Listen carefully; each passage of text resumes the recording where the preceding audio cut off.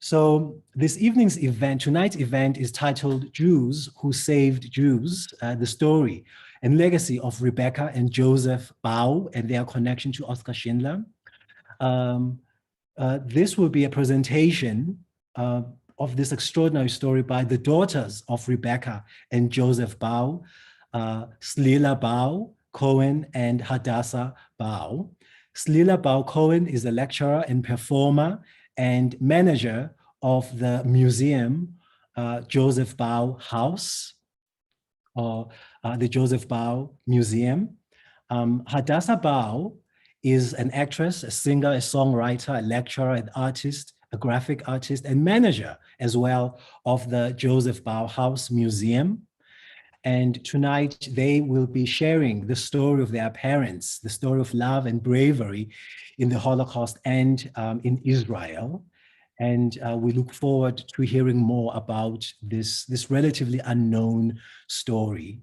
And also there will be an opportunity for us to engage with them in a question and answer session towards the end.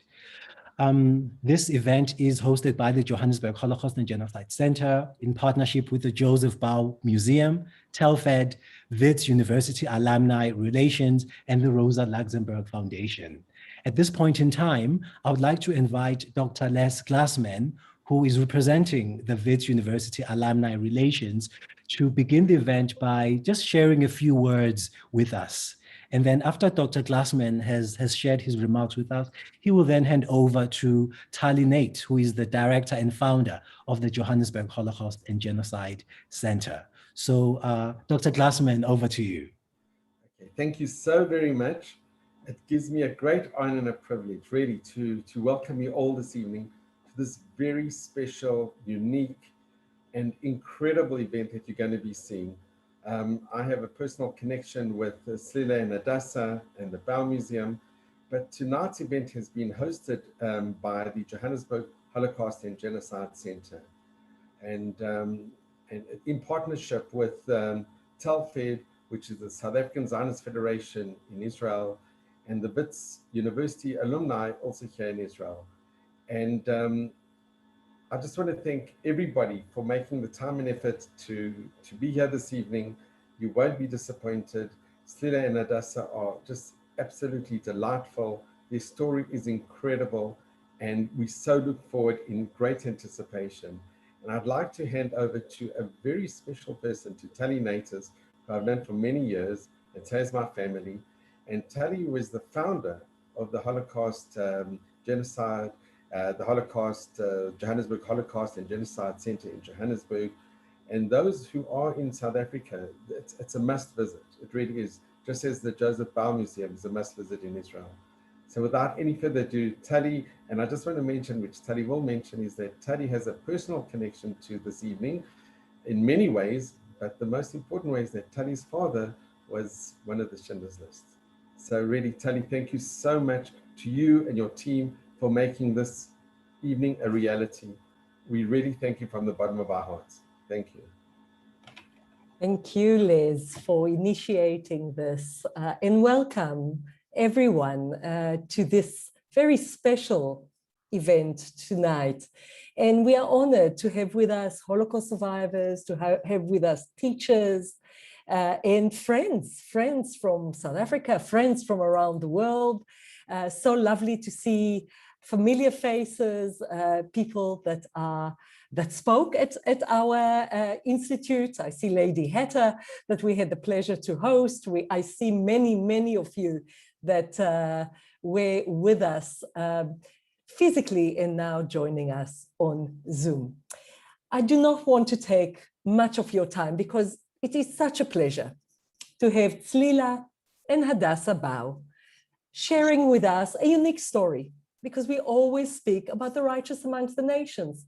We all know of Oskar Schindler that, of course, saved the lives of 1,200 men, women, and children, including Joseph and Rebecca Bau, but including my father, Moses Turner, and my uncle, Henrik Turner, that were also all on Schindler's List. But how many of us know about Jews who saved Jews? And I think Slila and Hadassah are going to share with us a unique look at how their parents not only were Holocaust survivors, not only knew Oskar Schindler personally and owed their life in the end to Oskar Schindler, but also saved many lives whenever they could. Also, just finally, it is a pleasure to work with another museum, a sister museum in Israel. And we are looking very much forward, Tzlila and Hadassah, to learn from you about yourself, about your parents, and of course, about your important work in the museum. So Tzlila and Hadassah, the Zoom floor is yours. Hi. Hi, we are so excited to be with you today, really. This is so beautiful. And thank you that you are here with us. And really, we will tell you unbelievable story about our parents that they told us many, many things, but they didn't tell us how they saved Jews. So modest people, unbelievable. Our father was artist graphic. He was painter. He was in animation. He was the pioneer. He was writer, poet, publisher, advertisement, and the best father in the world, the best husband in the world. But everything, all his art, he multi-talented, is the sense of humor. In everything, always, he found the humor. And even in his book about the Holocaust that he published, you will see the name of the book and everything, and is with sense of humor, in dark sense of humor, but with humor. And so we begin now to tell you, we talk to you in our museum. So this is our father, Joseph Bau, our mom, Rebecca Bau. Tzlila, she is the baby, and I am the biggest daughter. And our father loved to take photos, like can be many times that he did special day to photo us. This was amazing, everything with so much love, with unbelievable.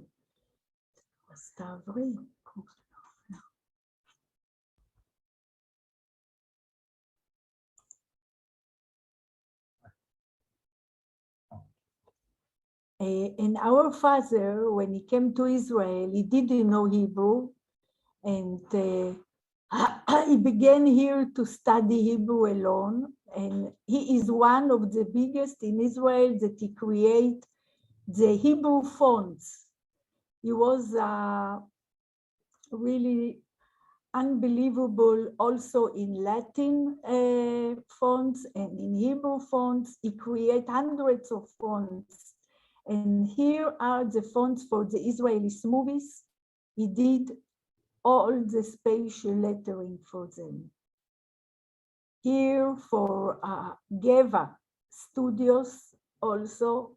If you remember, I don't know, some of you, there used to be two studios for movies in Israel. There was Geva and Herzliya, and he did the logo for both of the studios. So it's called Hadashot Geva. It used to show the news in the theater. This he did also. Here, this is his painting, the creation, like the beginning when he came to Israel, and also in all the places in the Holocaust, he began from the beginning, Bereshit. So he painted himself like a sculpture that built himself all the years, all the life from the beginning. And here is the studio, the museum. Actually, the museum is our father's studio. And all the studio is big, big miracle. a lot of miracles, how he create everything he built by himself without money, unbelievable things. And here there are few of his books, לא טוב, ברית מילה, שנות תרצח. And here is also in the museum some of the things about the Hebrew language. We are one museum in the world about the Hebrew language when with our father paintings. And he published book, Brit Milah, like friendship with the Hebrew words. And this is like in the second room. You see also some of the fonts that he created. And he was the first animator in Israel, and he built all the equipment by himself, and from parts that he found on the street. Like here you see like an X-ray leg from an X-ray machine, and he built this arm, and he put here the cameras, everything he made by himself. These were the cameras, but like unfortunately there was a robbery here, and they were stolen. Someone asked about it. And he all the animations that was in Israel from the beginning, like from the 50s and 60s, so everything our father made. After he made the animation movies, he said, where will I show it? And then he decided to build a movie theater. And one second, this is the movie projector that he also built from parts in the washroom. In the washroom, yeah. And this in the kitchen, he turned it into a dark room where he developed everything. And this is the screen where he showed all his movies. And all the directors used to come here, and this was the center for the directors and for the actors.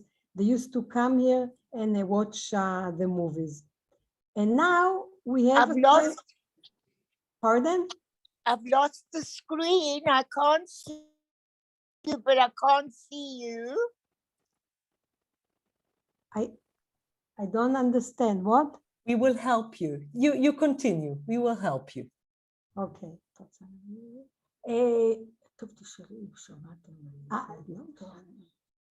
Our father in Poland, after the war, he worked in 4 newspapers and he did caricature, and he signed big bow, B-A-U, big bow. He came to Israel. He didn't sign anything in all his works. And our mom was so mad. Why you don't sign? Oh, mom, who need my name? But he saw that she so mad that he makes things like that. So he said, you know what? I will sign something, but you will be the one in the world that you will know. And this will be our sign to love. This will be our sign to happiness. And that's what he signed. What does it look like to you? You can't ask, we can't hear your answers. But usually we ask, what do you think it is? And many people say it looks like a swan, it looks like yin and yang. Everyone sees something. But look, something very interesting. When you turn it on its side, in Hebrew, it says bow, like B, like bet in Hebrew, B, Aleph, and Vav, bow. But he put it like this, and no one actually knew who is doing all those works of art that were in the movie theater and other places. He was unknown, completely unknown. And we knew what it meant, but we never knew why, and we never asked. We said always he's very modest, so he doesn't sign his name clear. Right. And only 2 years after he passed away, we found out. His exhibition about the Hebrew language was in the Knesset, and Shimon Peres was there, and Ruby Rivlin, who was our last president, and other Knesset members, and they were talking about our father, and Hadassah and I are sitting there, and like I said to her, tell me, where do they know him from? Like no one knows him, and they talk about him in the Knesset. And someone got up and said, I'll tell you something even the daughters don't know. Joseph Bau was the main graphic artist of the Mossad, and we had no idea. He forged documents, among other things he did, for the spies, for Eli Cohen, and also for to catch, when they went to catch Eichmann in Argentina, and for the whole team that went to catch him. And we had no idea, nothing. There were signs along the way, but only now we understand them. Now, if I tell you that our father worked for the Mossad and he was a forger, so I have to go and tell you about his history. So everything I tell you is from the book that he wrote. In Hebrew, it's called Shnot Tartzach. In English, it's called Dear God, Have You Ever Gone Hungry? And the book was translated to many languages, to Chinese, to Spanish, to Polish, to Dutch, to Russian, even to Arabic. And he wrote everything what he went through. And also the paintings are there that he painted inside the Holocaust. Now, our father was born in 1920 in Krakow in Poland. In September 1938, he started studying art in University of Art in Krakow. By the end of the year, the professor who was teaching them calligraphy came into the class and said like that, today I have to teach you something not important. If someone doesn't want, doesn't have to. And what did he teach them? He taught them Gothic letters. Now, when the students heard that they don't need to, everyone got up and left. And our father said, I don't know why, I fell in love with those letters and I learned them day and night. Then the summer vacation came, September 1st, 1939, the war broke out and he couldn't go back to university. When they took him and his family to Ghetto Krakow, he took with him a few things. First of all, he took with him the drafting table, which his parents bought him for school. And the other thing he took with him was the briefcase that his parents bought him, like, and for the artistic school, and where he kept his calligraphy pens and his inks and paints, you know, and everything. But he did something that till today we don't understand.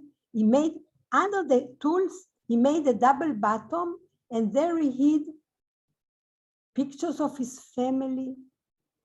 How did he know where they will take him? And for how long? And we till today, we don't understand, because we have, everyone was murdered and we have the pictures. And later he hid their poems that he wrote and the paintings, and you'll see. So they take them to the ghetto Krakow, and the Germans are looking for someone who knows to write in Gothic letters. And our father is the only one. So the art saved his life. So he worked for the German police, for the Jewish police, and for the Jewish underground. And he forged documents and saved thousands of people that they managed to escape. And one day they came to him from the underground and said, Józek is Joseph in Polish, you saved so many people, why don't you save yourself? So he looked at them like this, as if he doesn't even understand what they said to him. And he said, tell me, but if I escape, who will save the others? And he stayed till the last day. He could escape and didn't. From the, and here is the map of the ghetto that he drew there. And from the ghetto, they transferred them to Plaszow concentration camp. If you saw the movie Schindler's List, it was taken place in a Plaszow concentration camp. And this is the painting that our father drew there. And he worked in the main office of the commandant, and there he was drawing. Try to imagine him doing all those works of graphic, drawing the map, and underneath he keeps on forging documents, saving Jews, writing poems, paintings, and doing other things we don't understand till today from where he had the strength and the courage to do it. And while he was drawing this map, the commandant came to him and said, I want you to make a blueprint out of this map. Now in in Hebrew and in Polish, you don't call it blueprint, you call it sandprint. The reason is that in those days, to make a copy of a plan, you had to do it with the help of the sun. Now, today, when you want to make a copy, you put in the machine, you get a copy. But how did they do it in those days? You had to place the map on a wooden frame. Underneath, you put a special paper that was sensitive to sun rays, put it outside. The sun made the copy, and later you had to develop it in ammonia. Our father looked out the window and didn't see any sun. And with a lot of fear, he said, but there is no sun today. Today I can't do it. Maybe tomorrow. What do I care about the sun? The commandant said. I want the copy now. And you have to know, it's or a copy or a bullet in your head. So our father wrote in his book, he was a big specialist in murdering, but not in engineering, and I had to do it. So he put the drawing on the wooden frame, underneath he put the special paper, and he went outside and held it and waited for the sun. But the sun didn't come out, and he didn't know what to do. So he aimed it at the sky, praying for the sun to come out. Sun, please come out even for 1 second. But the sun didn't come out.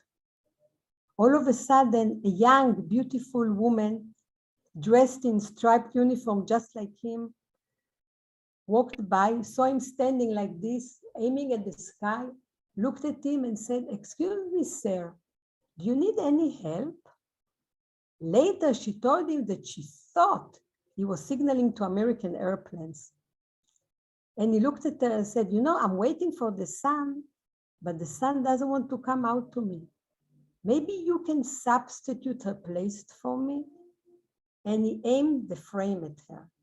So she blushed, laughed, and walked away.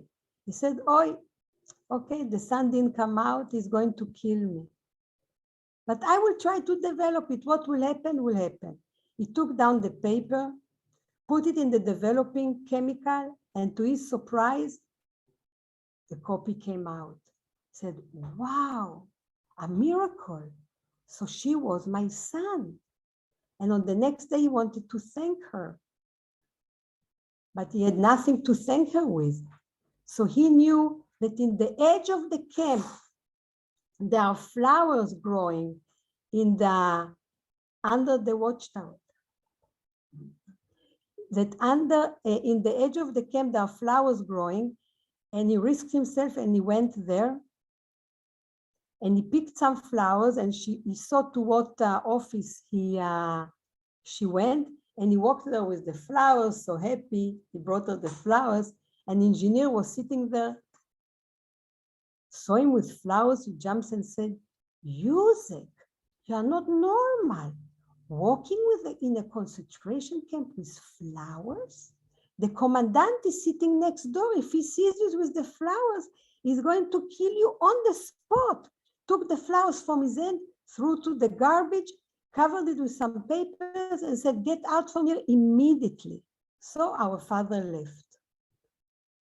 A few days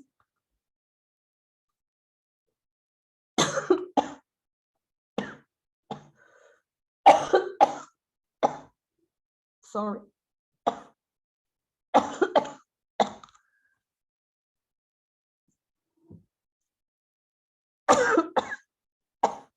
No. Oh, I drank. Few days later, in the line to receive the soup, suddenly he saw her. He came to her and said, "You are my miracle. You saved my life. I am alive because of you." The map came unbelievable. And they were so excited. They wanted to kiss, they wanted to hug. But men and women couldn't touch each other.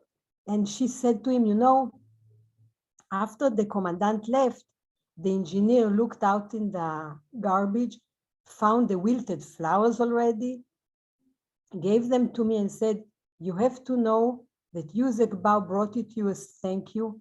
And listen to me, you must meet him, he's a very good man.'" So they decided to meet in a secret place. And our father wrote in his book like this: "While we were courting, I wanted to bring her something. What could I bring her? Nothing. I knew that she loved that her shoes were shiny. We have any shoes. So I got an idea. When I came to her, I spat on her shoe, and with the sleeve, like he put the sleeve like this, I went like this on the shoe, and then the shoes were shiny, and she was happy for a few minutes, and I was happy. After a few days, he said to her, "Do you know what? Let's get married." So she looked at him and said, "Oh, now I know you are crazy. Who is getting married in a concentration camp? Tell me," he said to her, "who promises us that tomorrow we are going to be alive?" "You are right." And they decided to get married. So father did his daily bread for a few days. And for that, he bought from someone a silver teaspoon. And then again, he didn't eat his daily bread for a few days and gave the silver teaspoon to a jeweler who, in a secret place, made from it 2 wedding bands. Those wedding, and look what he did for love. And they just knew each other for such a short time, and he didn't eat. The wedding bands he gave to his mom, who was together with his bride in the women's camp. If you see here that I'm putting my the cursor, here was the women's camp on this hill, in this triangle. And the day they decided to get married, exactly on that day, the Germans took the women to work hard labor outside the camp. They returned late at night. They came from the gate that was here. They walked like that. Here, and to get into the women's camp, they had to cross between the men's barracks that were here, and the Germans turned off all the lights, and they had to cross in darkness like this and go to the women's camp. Now, the women who came back alive, not all of them came back alive, some the Germans killed already, and they wanted to let the men know, "I'm alive." So they had a way of letting them know. And the way was, usually when we lecture at schools and we ask, so we ask, how do you think they could let them know? So they tell us, some of them say, SMS, WhatsApp. They live in a different world. So what they used to do, they used to whistle. So the young bride whistled. And our father answered her. And she whistled and he answered. And she whistled and he answered. till he found her in the dark. In his pocket, he had a white kerchief, just like the women, put on his head, stood between his mom and his bride, and like this, quietly, they smuggled him into the women's camp. They came to her barrack. He put the ring on her finger. He said, like in a Jewish wedding, הרי את מקודשת לי בטבעת זו, כדת משה וישראל, put on himself, and this was the wedding. If you remember, and if you watch the movie Schindler's List, they show there a couple getting married. Those are our parents. It's the story about them. Now the story goes on and on. Our father had to escape, but you have to come and visit our museum and hear the rest. And so now, if you remember, they show in the movie also a woman who is giving manicure to the commandant. So this was our mom. She wanted to become a doctor, but Jews weren't allowed to go to university, so she couldn't study medicine. So she learned to be a nurse. She learned to be a beautician, a cosmetician. She knew how to do manicure, pedicure, and she herself saved many, many people by also doing pedicure to them, and so they didn't limp. So this way the Germans didn't kill them. And also the commandant, Amon Get, heard that she's a very good, she knows how to do manicure and pedicure. And after she worked all day, very hard work, he forced her, she didn't want, she was scared, to give him manicure. So she at night used to come to his house, and she was petrified, but she had no choice. And what did he do? He placed a gun under her elbow. And one day she asked him, "Why is the gun?" And he said to her, "If you just scratch me, I'm going to kill you on the spot." Imagine under how much fear she was, but she did it. Now she knew 9 languages, and she knew German too. And she understood what he was planning, who is going to kill, who is going to burn, who is going to hang. And when she returned to her barrack, the women were already waiting for her, and she was telling them all the information. And he started suspecting, because many people he wanted to kill all of a sudden weren't there where he thought they will be. And he came to the conclusion that it's only Rebecca who is transferring all the news. And he punished her in a horrible, horrible way. She was a very sick woman all her life. And do you think she stopped saving? She kept on saving, always. And one day she heard that they're making a list of people who are going to Schindler's List to Czechoslovakia. So she went to one of the men who made the list, and she said, "Listen, you owe me because I saved your mother." And he said, "You are right," she told me. And he put our mom's name on the list. And our mom said to him like this, "Listen, I know I will solve it." I didn't use any of the numbers. I hope I'm not using internet thing though. Data.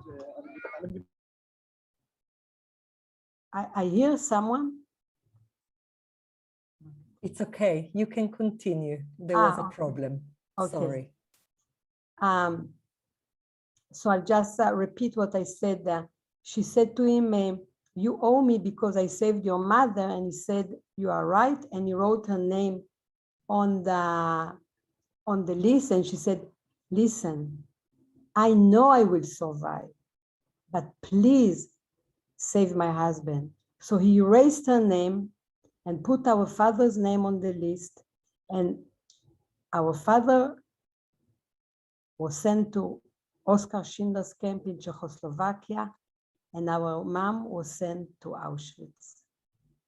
You know, it's even hard for me to talk about it because they knew each other for such a short time, and she gave like her place for him. Like she didn't know if she will survive, but she had the feeling she will. And you know, something very interesting, that our parents were telling us about the Holocaust every day, but they didn't tell us how they saved people. This we found out later. And our mom didn't tell our father that she's the one who saved him. Only 50 years later, by coincidence, she blurbed it and she told him, and he looked at her and he said, he was shocked. How come you didn't tell me? I really felt that I don't belong there. So she said to him, because I didn't want you to feel that you owe me anything, because I did it from love. And this is all the time how they were always. The love between them was unbelievable. And in Auschwitz, she saved a lot of people. And this is the picture like of the wedding. So it's our mom, our father, and our father's mother. It's even hard for me to say grandma because we never had a grandma or a grandfather. Everyone was murdered. In our father family, in our mom family, our parents were alone, and Slila and Hadassah. We were alone in Israel. And after our mom passed away, we found something in the closet, and Hadassah takes it out and says to me, Slila, look, mom wrote diaries. And we had no idea. And in the diaries, she wrote how she saved people with names and everything. And we gave it for translation. And we said, this book is so important because, first of all, she saved so many people and she writes about it. She also wrote how she saved our father. And also, such an optimistic woman. She always saw everything pink, like our father always.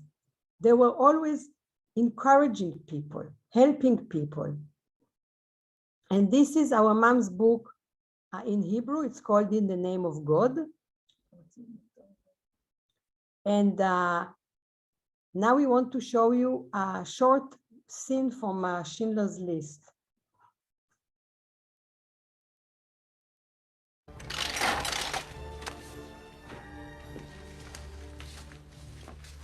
Metal polisher. So the man who is writing is our father, he's forging paper. This is not right? Very good. He's 53 years old. It's too new. Thank you.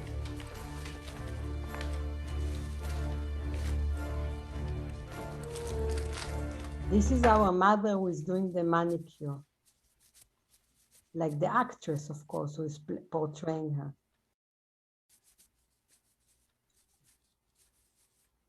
This is the commandant, Amon Get.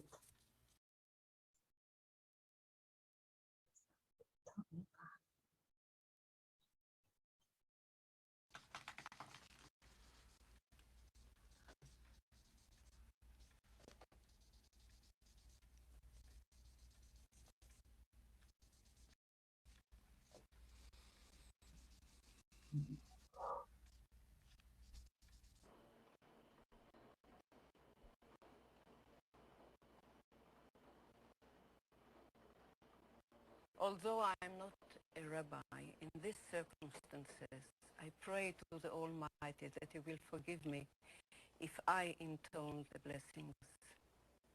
ברוך אתה השם אלוהינו מלך העולם אשר ציווני על הרעיוס ואוסר לנו את האוריסוס והסיר לוני את הנשואס לוני על ידי חיפה וקדישים.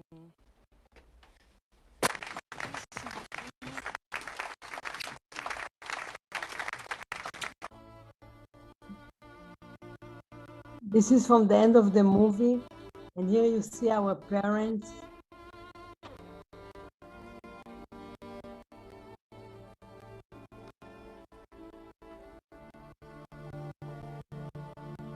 This is our mom putting a stone on Oskar Schindler's grave.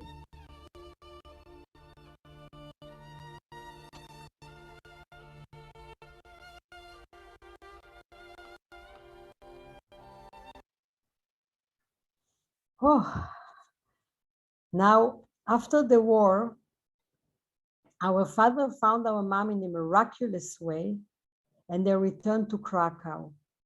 When they came to Krakow, for two reasons. One, they wanted to look for a family which they didn't find.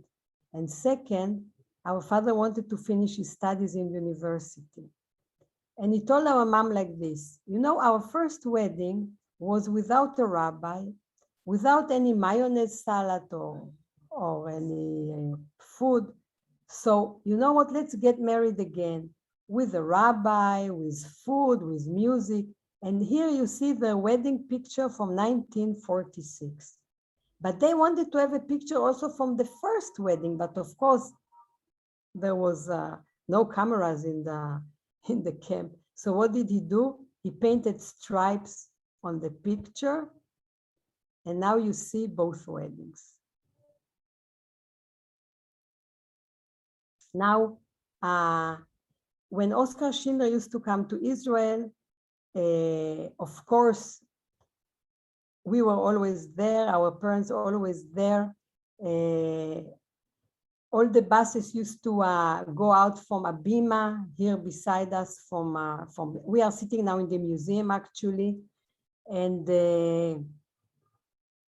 we had a very close connection to Oskar Schindler because he loved our father very much. And he always, when he came, he said, where is my music? Where is my music? Where is my son? And here is, you see Oskar Schindler at the airport, and this is our mother giving him a box of chocolates. Here he used to come to exhibitions that our father and Hadassah opened.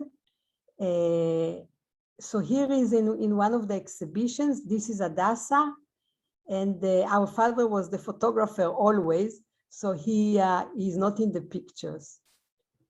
And he treated us like his granddaughters. Here is in his funeral, you see here is our father, always with the camera. He was always behind the camera. Here is our parents, our father, our mom, Steven Spielberg, the actor who portrayed our father, and she portrayed our mom. Last year, our father and our mother got a special award of Jews who Save Jews from the Bnei Brit International. And here you see, this is the award that our father got, and this is the award that our mom got.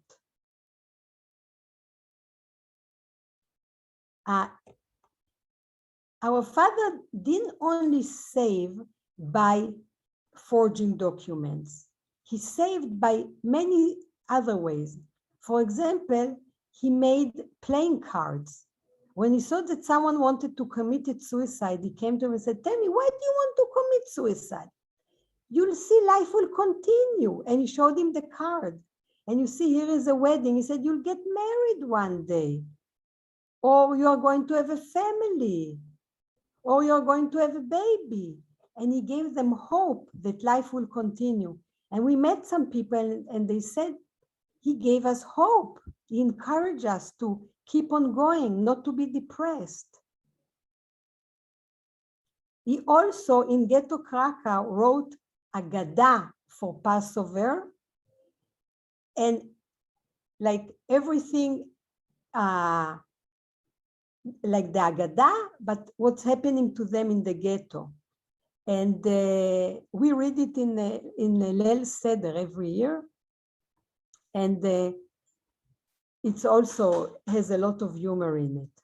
Hard to believe, but it has humor. What else did he do? He wrote poems, but he didn't have paper. So he collected the cigarette butts that the Germans threw, and he wrote poems on those cigarette butts. And he wrote a book with 100 and some poems and 11 paintings with a tiny, tiny handwriting. Today you need a magnifying glass in order to be able to read it. And he hid it in the case that he had. That's why we have it. And we decided that this book has to be translated, and because it has so much, how will I say, like inspiration. Like he writes about its love poems and humoristic poems and hope. And like he was reading it to his friends, and they said he kept them alive. So here you see the painting and here is some of the paintings from the book and his handwriting. And one poem, I want to translate it to you.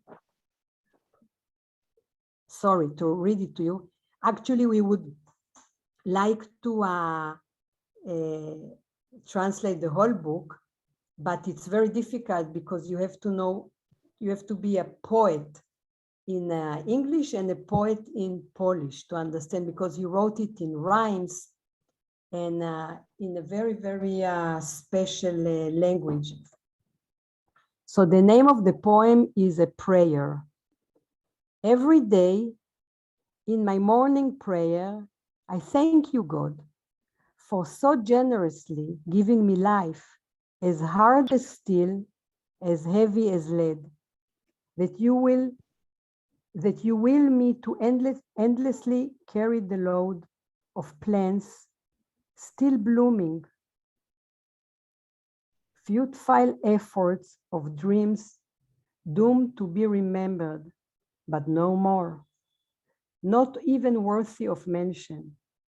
Be blessed, my Lord, that you ignited in me an unyielding strength which keeps me searching all over the earth in pursuit of happiness, the happiness which keeps evading me, the happiness I will never find, that each fall is a call to strive for the finish line, as always unreachable, for the anticipation, for having me always searching. Be blessed, my Lord. You know, it's very hard for me even to talk because I can't even imagine him sitting in the camp, what he's going through, and he's thanking God for every minute. This is another painting. And look what we did. We built a case that resembles our father's case that he had in the Holocaust with all his works of art. You can open it, and when you open it, you see inside. We put our mother's diaries, which we translated into Hebrew, and our father's poem book, which we also translated. And underneath the two books, we hid exact copy of the tiny book which our father wrote in the camp. The name is the Shviat Iya, the word and I. And the reason we hid it, because we wanted the reader to understand how our father wrote it inside the camp. And all the books and everything, of course, you can buy only here in the museum, or we can even through our website, we can ship it to you. And here we brought you some of his paintings, which he painted there. Here he painted like a chess game. And he said that the Holocaust was like a chess game One bad move and it was checkmate. Now, if you look clearly, it's very hard to see at the beginning, but you can see that there are no white squares. So it means the game, just the blacks are playing. And the black are representing the Germans, and the white are very far away.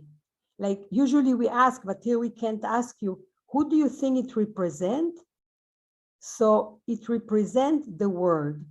The world was standing aside and did absolutely nothing. You know, even today in Israel, we have so many problems and the world doesn't help us. So this painting is like even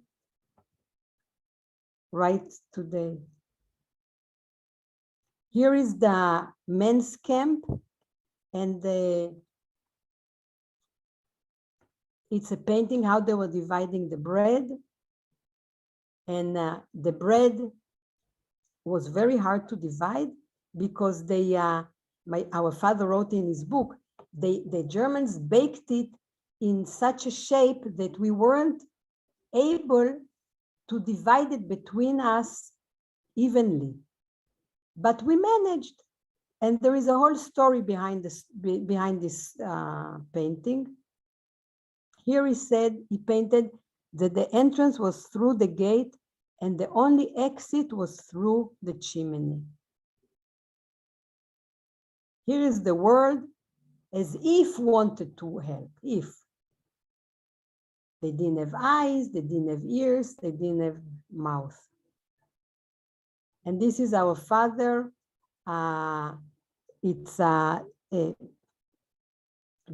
he's drinking the soup, and it becomes part of his clothes, and this is his number here. Here our father was punished and he got 50 lashes, and usually many people died after those lashes because it was horrible. And after they finished beating him up, his friends took him to his bunk, and they put him on the bed there, and he's all bleeding and horrible condition, and he's lying there, and he started laughing, and they asked him, how come you are laughing after they beat you up so badly? He said, listen, I made a mistake in one word, but I don't know German. Do you know how many mistakes I made? So if they beat me up for one word, so I have to be happy. So I'm happy. Here he said that the Jews were without any identity. Everyone was bold and striped uniform, but when they burnt them, their souls went up to heaven in the shape of Hebrew letters. And this also, he made the same painting about Auschwitz, that the entrance was through the gate and the only exit was through the chimney. Here we brought you some pictures that our father hid in his bag. This is our grandma when she was young. This is our father, his mother, his father. They were all murdered. His younger brother, Iju, that they killed, and his middle brother that he survived, and our father found him later on. Those are our parents after the war, always laughing, always happy. You know, we lived in a house that were full of jokes. Our father was always telling jokes. Every day he came home with a new joke, and our father was laughing. And we were laughing. And this was the atmosphere at home. On one hand, they were telling about the Holocaust, and on the other hand, they were making us laugh all the time. This is another book he wrote, stories, humoristic stories. This is the book about the Hebrew language that he wrote. It's called Brit Milah, but actually what he meant was a covenant with the Hebrew language. He found the humor and the logic in the Hebrew language, and he's the only artist who painted the Hebrew language. We brought you just a few paintings to show you. Like when he came to Israel, he didn't know any Hebrew, and he went to buy bread, and he saw that the word bread is lechem, has exactly the same letters like lacham. Lacham is fighting in past tense, like fought. He said, wait a minute, I know how much I had to fight for my bread. Bread and fighting? What an interesting language. And he started teaching himself Hebrew by himself. Here you see a woman who has a necklace of bullets, and in her hand she has a lipstick in the shape of a bullet. In Hebrew, weapons, you say neshek. And a kiss, you say neshika. He said, I wish that all the weapons will turn into like all the neshek will turn into a neshika. It's the same root word. Here is a symbol of peace and love.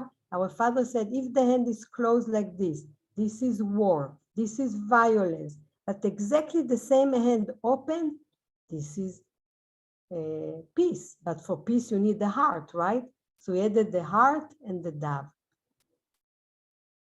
Here is a Star of David, and everything about Israel is here. It's a modern Star of David.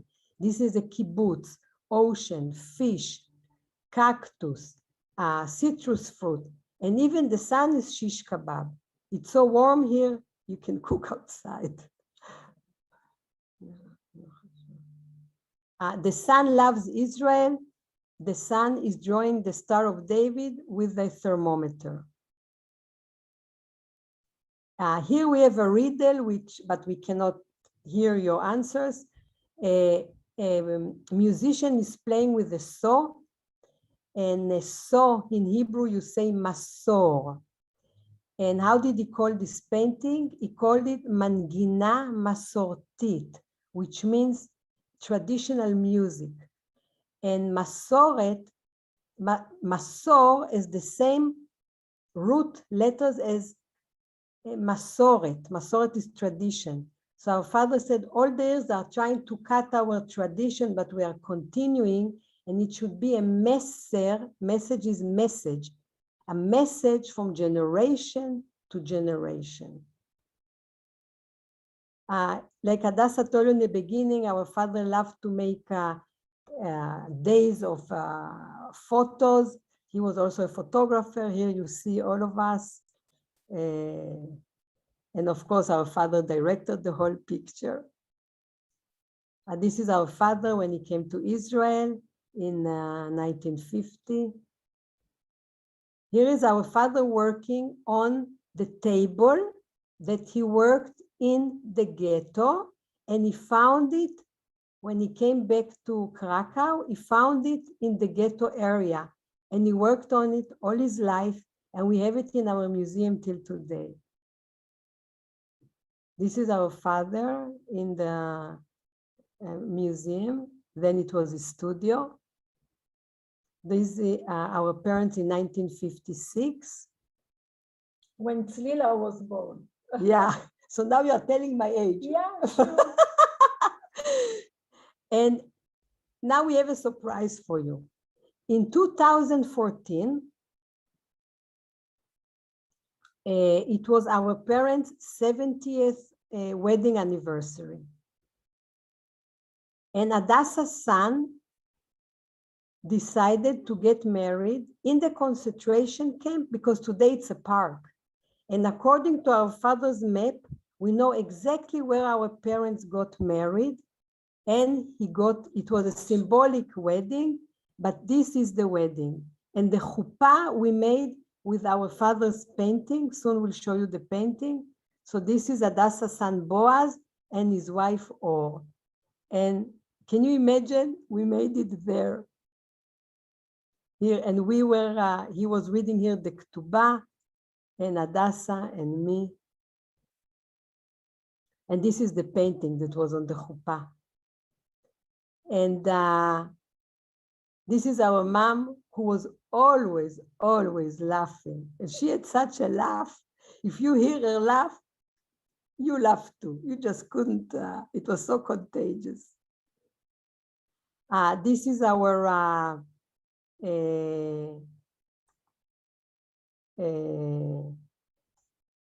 the website and the Facebook. We are Joseph Bauhaus, and we just want to share with you that we are right now under a lot of problems because this museum that was our father's studio, and it's a very, very important museum because it's the only museum in the world that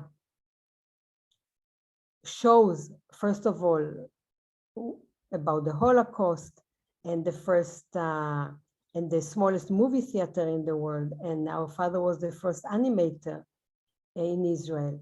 And it's the only museum in the world about the Hebrew language and graphic and art and fonts and calligraphy and everything in humor. And you don't have such a museum, not in Israel and not in the world. And because we are very, very small museum, we're only 53 square meters, we don't have any support from no one, not from the government, not from the municipality, from no one. And we are under a lot of trouble right now because, first of all, they want to tear down this building, and it's not, it doesn't belong to us, the place. We pay rent, very, very high rent, and rent and all the additional things around it. We pay about 12,000 shekels, Israeli shekels a month. And especially now during the Corona, we almost closed the place, but many good people helped us. And right now, we never asked for donations, and now we started asking for donations. And we are a non-profit organization also. And also, and another big problem is that they are going to tear down the building, and because it doesn't belong to us, they told us already that we won't stay here, and we don't have any money to move. We don't have any money to buy a new place. And actually, we are going through a very difficult time right now because we don't know what will happen. And we are under a lot of stress. And it's hard for us to ask, but we ask for donations to help us save the museum. And if you know anyone who can help us, this will be fantastic. You can buy, you can order the books, you can order the lithographs. We have even shirts with all our, yeah, also our father signed on the lithographs. Some are signed, some are not. And we also have shirts that with the paintings. So we want to thank you so much and for sitting and listening. And if you have any questions, of course, we are here. We'll be happy to answer.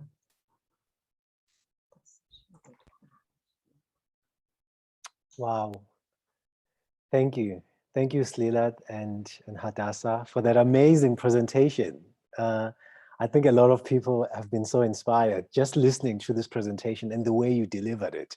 So thank you very much for that. The one question is, the love story of your parents is truly inspiring.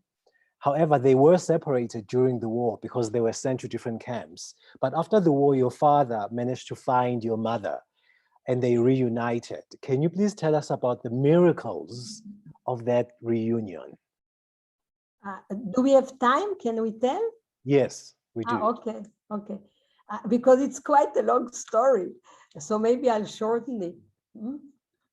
So our father, after the war, immediately he moved to, somehow he got to Krakow, and he heard that our mom was in a hospital in Czechoslovakia because when the war ended, she found a horse and a wagon, and she took 5 more friends, and they were galloping towards Krakow. And on the way, they had an accident, and they fell, and they were badly injured, and they were lying in a hospital in a city called Freudenthal. And when our father heard it, so immediately he wanted to find her, and he was still in his striped uniform. So he went to the border between Czechoslovakia and Poland, and he asked, how do I get to Freudenthal? And they told him to take a train from the border to a place called Schwinov, a city, and there to change trains. And he went on the train, and he was very tired, and he was very weak, and he fell asleep. And when he woke up, he asked someone, where is Schwinov? They told him, Schwinov, phew, you passed it already. He said, what shall I do? They said, get off the next station and take another train going back. So he wanted to take the train that is going back, and they told him, you missed it, it already left. He said, what shall I do? So wait, another freight train is going to come by, and go on it. And he said, okay. And he went. And then all of a sudden, the train stopped. And he said, they told them to get off and wait in the station. And they didn't know what happened. They said, what happened? And they said the previous train, the one he missed, went over a bridge, and the bridge collapsed. All the people got killed. And wait till a bus will take you through a bridge to a different, through a different bridge. And they were sitting and waiting. And all of a sudden, a Czech woman looked at him and saw him in a striped uniform. And in those days, the Nazis got dressed as Jews and were escaping. So she looked at our father and said, Nazi, Nazi, at our father. And our father said, I'm not a Nazi. I was in the concentration camp. I'm Jewish. He said, sure. Tell it to the police. And she dragged him to the police station. And the policeman asked him, why are you in a striped uniform? And he said, listen, I don't have much time. Please let me go. I don't want to miss the bus because my wife is in a hospital in Freudenthal, and I want to see her because they told me she's badly injured. He said, it's very interesting because the same case happened here. Also, some women were a horse and a buggy and they fell and they are badly injured here in the hospital. So our father said, maybe they're from the same concentration camp. Maybe they know anything about my wife. Maybe I can go and see them. So he sent him with another policeman. Of course, he didn't believe him, with handcuffs. And they were walking towards the hospital. When they came close to the hospital, so our father whistled like to himself.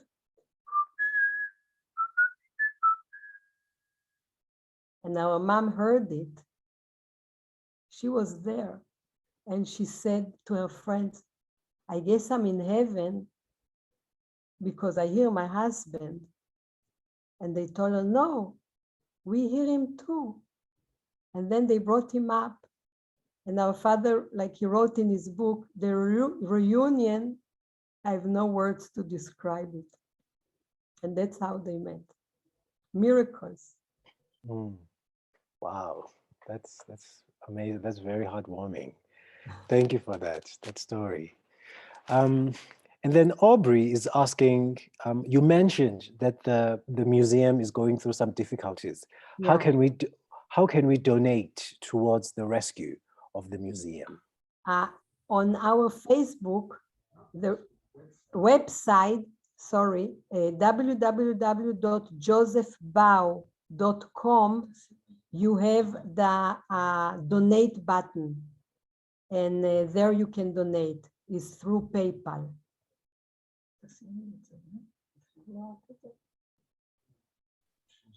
Okay. So there you have it's on the front page, on the home page of the website. All right. Okay. We'll also share that link as well Okay, to thank people. And then another question that's coming from Larry Pfeiffer, and he's asking, what is the connection between the very inspiring story of Joseph and Rebecca Bau and the Bolshevik Rosa Luxemburg? I don't Yeah, I don't know. Okay, so maybe we'll come back to that question. And then there's another one. The friendship between your father and Oskar Schindler remained strong until Schindler's death in 1974. Yeah. On one of his visits, there's a story that on one of his visits to Israel, Slila was 5 years old, Right. and Schindler told you that I am your grandfather. And at the time, you didn't understand what that meant because you knew who your grandparents were. Can you tell us about this relationship between your father and Oskar Schindler and yourselves as well with Oskar Schindler? Yeah, just before that, I just want to say that before our parents got the award of Jews or Save Jews, so there are not many people, there are hardly any people that are alive today that our father saved. And we needed, witnesses. And then someone told us that he was in a lecture somewhere and he heard a judge that his name is Hanan Meltzer, who is in the Supreme Court, and that he was talking about our father. And we invited us to the Supreme Court, and he told us that our father was like the right hand of Oskar Schindler. He forged all the documents for him that he needed, for food, for everything he needed. And when the war, and actually helped him save the 1,200 Jews. And just before ended, the commandant of the camp, his name was Leipold, he got already a call from Berlin to kill all the Jews. And Oskar Schindler heard it. So he told our father, I want you to forge a telegram as if it's from Berlin. I will sit with the Leipold in the room. When I put down my hat like this on the table, you run in and said, this telegram has just come to the commandant and give it to him. But he didn't buy it, like he didn't believe the commandant, and he still wanted to kill everyone. And then on the next day, our father saw that the Jews are digging a huge hole, and he asked someone, what's going on here? And they understood that the commandant wants to kill all of them.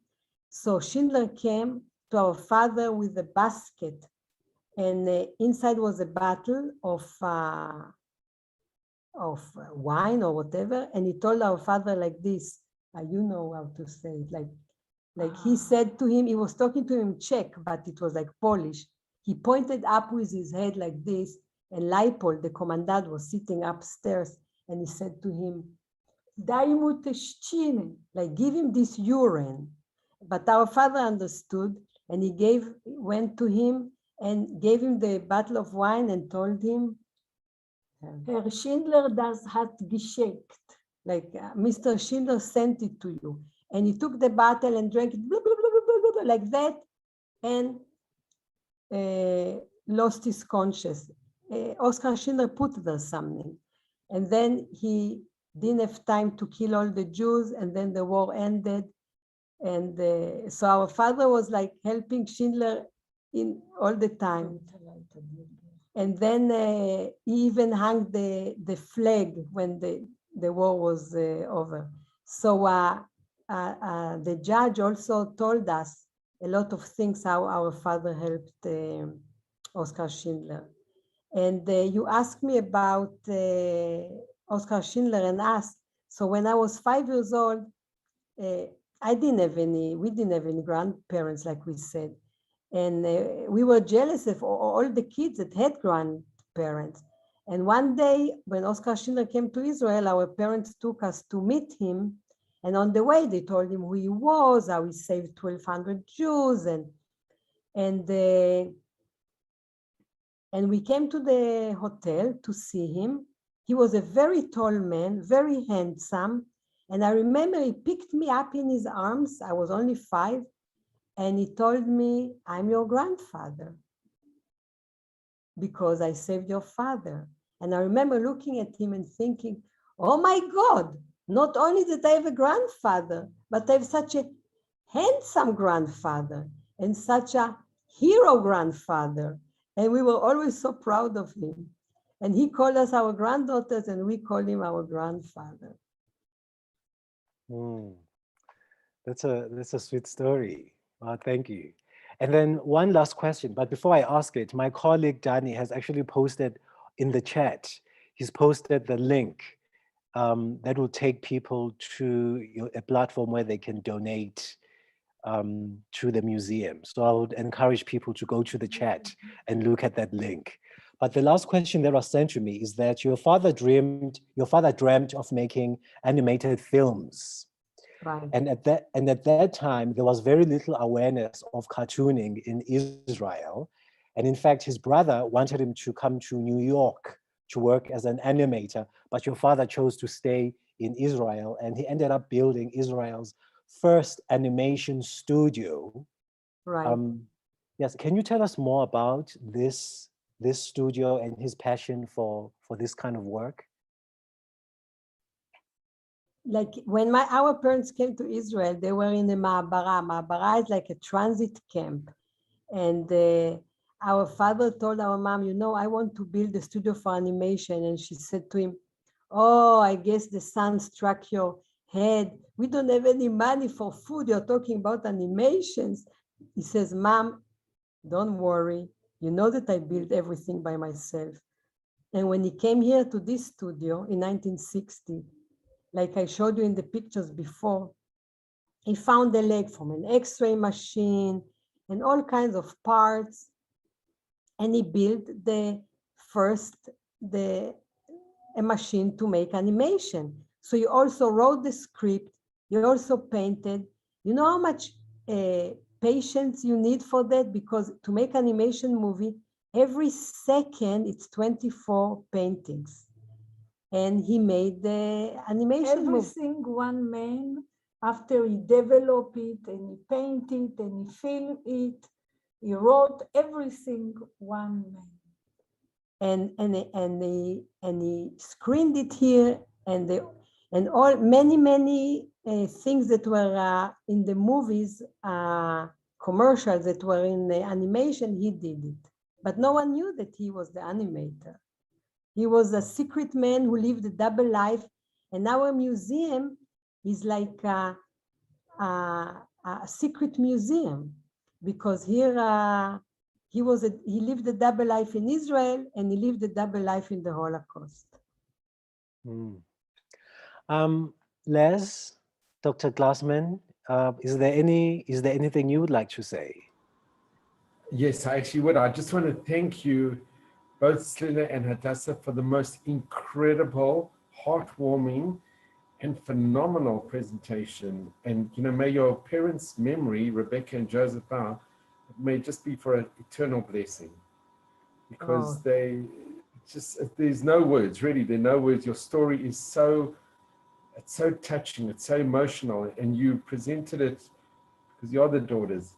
It's so real, and we are so grateful to you. And we are so grateful also. I just want to thank the Holocaust and Genocide Center for hosting this event, and also our partners with Telfed and BITS alumni, but especially the Holocaust and Genocide Center for all the incredible work that you put together to make tonight a reality. But I've been to the museum, the Bauer Museum, and I would just recommend it for everybody, because it is something, it's an experience. You'll never see anything like this. Not only is it the smallest, I think the Guinness World Records have got it as the smallest museum in the world, but there is so much. Every single square meter of the museum tells a story, and it's all real. It's all the original. So we really want to do everything in our power to help you, Tzlila and Hadassah. And we thank you so much for this incredible presentation that you gave tonight. And thank you all for making this really a reality. And I want to thank everybody for joining. Les, we want to thank you also for introducing us to Tali, which she was here also a few years ago, and to Larry Pfeffer that introduced us to you. And we want to thank everyone also. And we will be very happy for any help you can give us. Thank you so much, really. Thank you.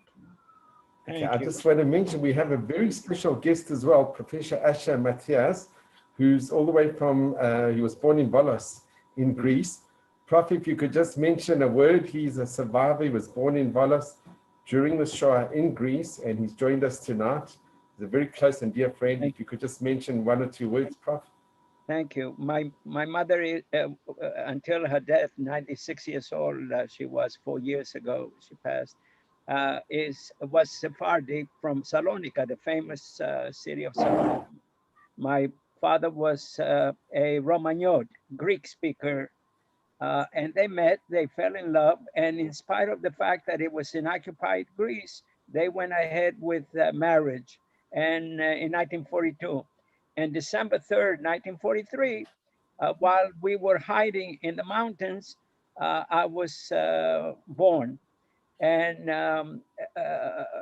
the Germans were coming to comb the countryside, and some young Jewish families were betrayed by the cries of their own kids. Years later, and they were even stifled, some of them with pillows, and only to find them dead after the emergency. Years later, my mother would say, Asher, you are our savior. I said, what are you talking about, Mom? I was a baby. Yes, but you were a quiet baby. And even so, a German patrol discovered us during daylight hours. My father was not around. He was supporting the resistance.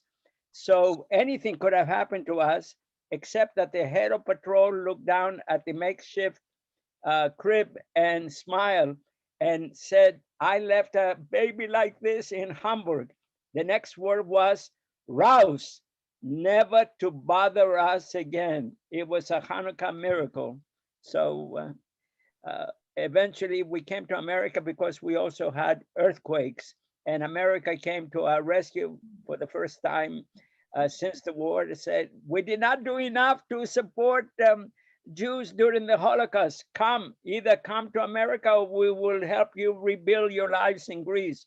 No way, let's come to America. And on January 30th, 1956, I celebrate a second birthday coming to America. I was 12 years old then. The rest is beautiful history. I gave you the link to read about it, and it's just an inspiration. There are many topics and stories of survival. Everyone is unique, but it's part of the belief in hope and having confidence to go on. And you have provided that aplenty, and I congratulate you. Thank you, Les, for this opportunity. Wow, thank you. Thank you very much, Professor Asher. Thank you. Tzlila and Hadassah, yeah, any last words before we close? We are in terrible time. What Tzlila and I, we keep the place alone, and we don't know what will be, because the minute that they going to build, they said we need to leave, and we don't have money even to another place.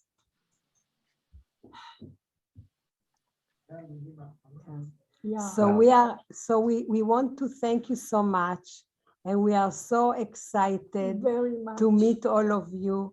And please stay in touch. And we'll be very happy to see you in our museum. And I'll tell you one more thing, that we are also a mobile museum, and we have exhibitions all over the world. Our father's paintings were exhibited in many big museums, also in the UN building in New York, in the Oskar Schindler's museum in Krakow, in the museum in Moscow, in many places. And we will be happy in New York. And we have our paintings are now in storage in New York. We can ship them anywhere in the world and have the exhibit, of course, when the corona I just will have be an over. idea, by the way. I'm the president of B'nai B'rith in the 5 towns here in 10 minutes away from Kennedy Airport. And we publish a bulletin, a monthly bulletin. Anything you wish us to promote, including your fundraiser, we'd be delighted to include. This is the most recent one that went out this July about the Farhud, in the 80th anniversary of the Farhud in Iraq. Yeah. Anything you wish, anything that can elevate the discussion and educate and inform our people here. It would be most delighted. I gave you my address, asherjmatt@AOL, and you're welcome to contact me, please.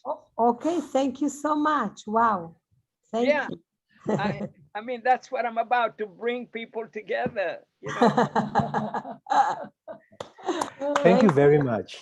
Thank you very much. Thank you, Les. Thank you, Lowell. I know Lowell is watching also from the Root and Branch. Thank you. Wonderful. Thank you very much, Slila, and thank you very much, you, Badu. Hadassah, for your wonderful presentation. Thank you to everyone for joining us and for staying throughout this presentation and for your questions and comments. I would advise you to look at the chat, to look at the websites and the links that have been posted there that will enable you to continue to follow the work that we do, so that you can keep up with the future webinars, but also to support the museum, and also to support the work that Slila and Hadassah are doing in their museum. So thank you very much, everyone. Thank you. Goodbye. Good afternoon. Good evening. We love you. Love you. Thank you very much for everyone. Bye-bye. Thank you. Bye. Thank you all so much. Thank you. Thank you, Slila and Hadassah. Thank you from Telford. Toda, toda. Thank you to Les. Wow. Yes, thank you, Les. Thank you, Dr. Glassman.